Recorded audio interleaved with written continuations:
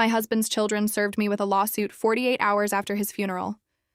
They wanted everything, the estate, the corporation, every liquid asset. My lawyer begged me on his knees to fight it, told me we had overwhelming evidence to win. Instead, I told him to draft an agreement that gave them absolutely everything they asked for. He thought I'd lost my mind. He didn't know about the clause I'd asked him to bury in the addendum. And he didn't know what I'd found in Arthur's files 3 weeks before he died. My name is Evelyn. I was married to Arthur Vance for 22 years. He built his logistics corporation from a single warehouse and a borrowed truck. By the time he died, it employed thousands of people across 11 states and was valued at just over $2 billion. I never asked about the numbers. I asked about his day. That's the marriage we had. Before I go further, welcome to Anonymous Confessions, where real stories get told without softening a single edge. Subscribe, drop a comment telling me where you're watching from, and stay with me. Because what Julian and Beatrice Vance's own lawyer discovered when he read that addendum, in a packed courtroom, in front of cameras, is something I will never forget as long as I live. Arthur had 2 children from his first marriage. Julian was 51, a man who wore his father's last name like a credential he'd earned and never had. Beatrice was 48, sharper than her brother and twice as calculating.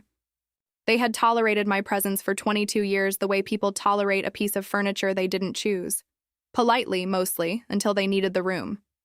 The relationship had never been warm. At family dinners, Julian would steer every conversation toward the business, toward succession, toward who would eventually inherit what Arthur had built.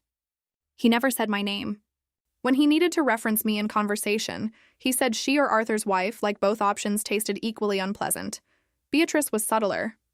She sent cards at Christmas, always handwritten, always just short enough to be considered courteous, and just cold enough to be considered deliberate.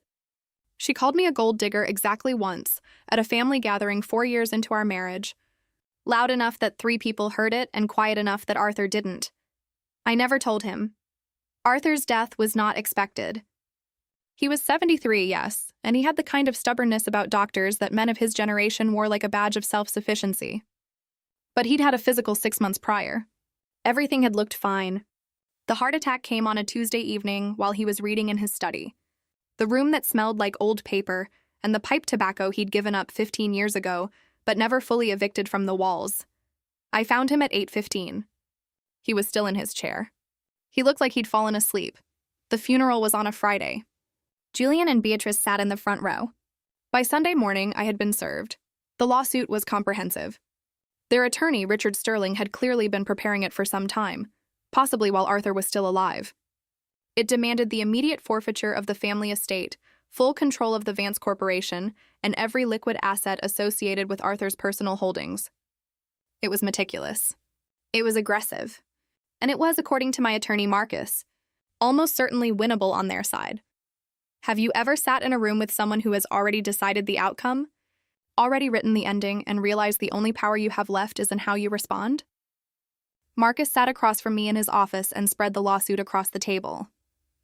He was 62, had handled Arthur's legal affairs for over a decade, and I had never once seen him lose his composure.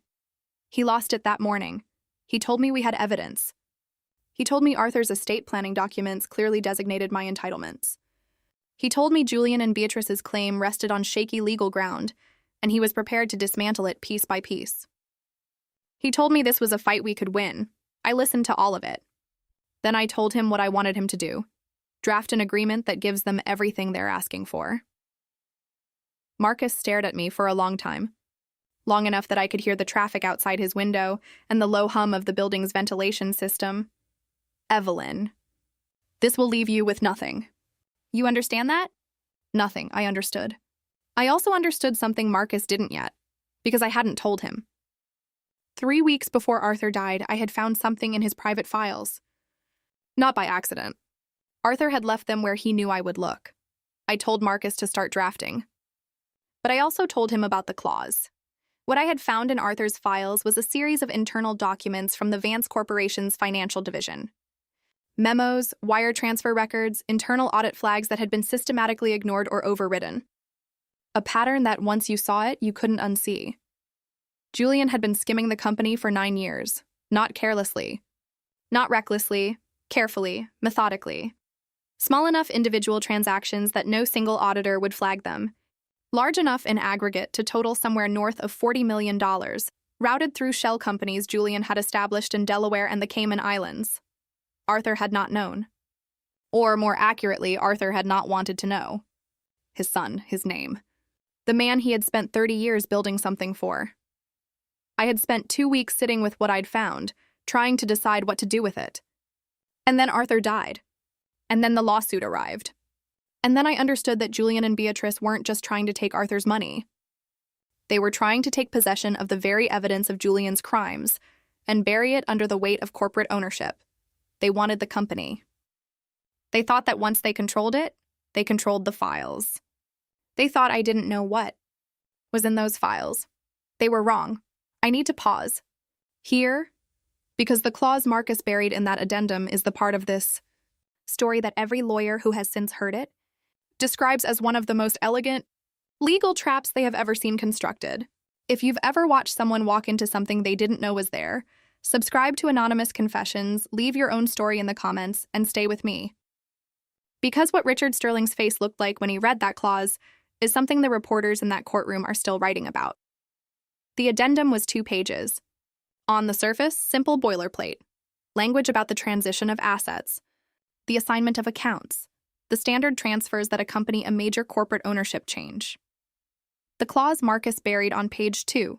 In paragraph 7, in language so carefully constructed that it read as routine liability assumption, stated the following: the new owners accept full and unconditional responsibility for all past, present, and future legal and financial liabilities of the Vance Corporation and all its subsidiaries, including but not limited to liabilities arising from internal audit proceedings, governmental regulatory reviews, and any federal investigations currently pending or yet to be initiated. And beneath that, transfer of ownership shall automatically and irrevocably trigger an independent forensic audit of the corporation's complete financial history for the preceding 10 years, to be conducted by a federal certified accounting firm and submitted directly to the relevant regulatory authorities. Julian and Beatrice had not read it. Their attorney, Richard Sterling, had not read it carefully enough. They had been so confident in their victory, so certain of their outcome, that they had treated the document as a formality. The courtroom hearing was scheduled for a Tuesday morning. Rain. The kind of gray, heavy Chicago rain that makes everything feel more consequential than it might otherwise be. The room was full. Journalists, board members, extended family who had heard there was a settlement and wanted to see what winning looked like for the Vance children. Julian and Beatrice sat at their table in expensive suits, nudging each other when the judge entered, the way people do when they already know the ending. I wore a crimson blouse. Arthur had loved that color on me. He'd said once that I wore it like I had somewhere important to be. I put it on that morning and thought about him. When the judge asked if I understood that I was signing away my rights to the Vance estate, I stood up, walked to the podium, and signed the documents with a steady hand. Julian and Beatrice smiled for the cameras. Richard Sterling stepped forward to review the executed documents before the clerk stamped them official. He was scanning for approximately 40 seconds when his hand stopped moving. I was watching him from my seat. I watched his eyes track back across a sentence, then read it again, then flip to the next page, then read that sentence again. His skin changed color. Not all at once, gradually, the warmth leaving first, then the pallor setting in, then something that looked like the specific expression of a man who had just understood what he had walked his clients into. Julian grabbed Sterling's arm and demanded to know what was wrong. Sterling said, very quietly, that there was a problem. Beatrice snatched the documents from Julian's hands. She was faster than her brother. I watched the exact moment she reached paragraph 7. Her mouth opened. She looked at me across the courtroom. I looked back at her. I didn't say anything. I didn't need to. Julian grabbed Sterling's arm and demanded to know what was wrong. Sterling said very quietly that there was a problem. Beatrice snatched the documents from Julian's hands. She was faster than her brother. I watched the exact moment she reached paragraph 7. Her mouth opened. She looked at me across the courtroom. I looked back at her. I didn't say anything. I didn't need to. Julian had just legally assumed personal liability for $40 million in corporate fraud he himself had committed. The forensic audit clause had already been triggered. The moment the ownership transferred, the clock started. Julian had just handed the federal government the mechanism to investigate his own crimes using the full resources of a mandatory independent audit. The courtroom erupted. Reporters shouted questions. A board member near the back stood up and left immediately, already on his phone. Julian fell back into his chair. Beatrice was on her feet screaming at Sterling. Sterling had no answer for them. He had read the document. He simply hadn't read it carefully enough. 2 days after the hearing, the FBI raided the Vance Corporation headquarters. Hard drives seized. Emails subpoenaed. Julian arrested on the courthouse steps of a different building. In a different suit, looking nothing like the man who had smiled for cameras 48 hours earlier. Beatrice spent the following 18 months liquidating everything she owned to satisfy the first wave of civil judgments from corporate creditors. The penthouse, the vacation properties, the investment accounts. The Vance Corporation dissolved within the year. Marcus found me on the steps of the estate the afternoon I left. I was carrying 2 bags. Arthur had also, years before any of this began, established a private account in my name. Not as part of the estate. Not subject to any corporate liability or family claim. A quiet, separate thing he'd done because he'd known his children and he'd known that love, in some families, requires preparation. I should never have doubted you, Marcus said. I told him that the doubt had been exactly what I needed. That if he'd understood the trap, he might have tried to explain it. An explanation was the one thing we couldn't afford. I moved to a cottage on the coast of Maine. Small, blue shutters. A garden that required more attention than I'd expected and gave back more than I deserved. The local library needed a volunteer on Tuesday afternoons. I started going. I set Arthur's photograph on the fireplace mantel the first evening. Just the 2 of us at a dinner somewhere, laughing at something neither of us could probably remember by the time the photo was taken. I thought about Julian standing up in that courtroom, confident, triumphant, taking exactly what he had demanded.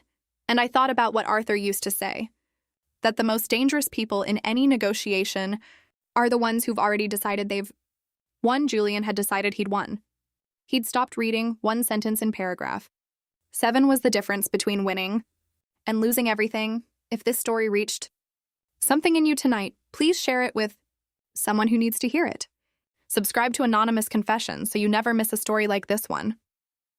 And if you have your own confession, a moment you played a longer game than anyone around you realized, leave it in the comments. This community was built for exactly that kind of wisdom. Julian was sentenced to 15 years in a federal penitentiary. Beatrice pays civil judgments on a salary she would never have imagined earning. The Vance Empire is a cautionary tale now, the kind that gets cited in business school case studies about the cost of arrogance. I live near the ocean. I volunteer on Tuesdays. I grow more tomatoes than I can use and give the rest to the neighbors. And honestly, some victories are so quiet that only the person who built them can hear them land.